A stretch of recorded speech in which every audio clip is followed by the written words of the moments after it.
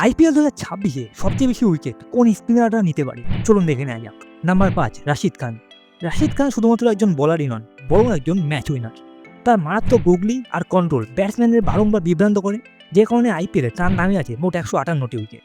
Number 4, Chahal. Leg spinner জাদুকর যুজবেন্দ্র চাহাল কিন্তু একজন মারাত্মক বোলার।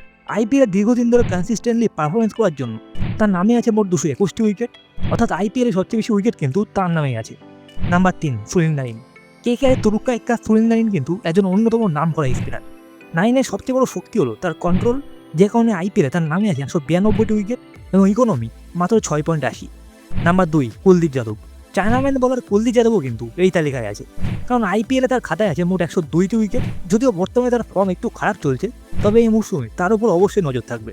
নাম্বার 1, বরুণ চক্রবর্তী। বরুণ চক্রবর্তীকে কিন্তু বলা হয় মিস্ট্রি স্পিনার, কারণ তার গুগলি, ভ্যারিয়েশন আর সোলার বল ব্যাটসম্যানরা বুঝতেই পারে না, বিশেষ করে মিডিল ওভারে বরুণ চক্রবর্তীর সামনে দাঁড়ানো খুবই মুশকিল।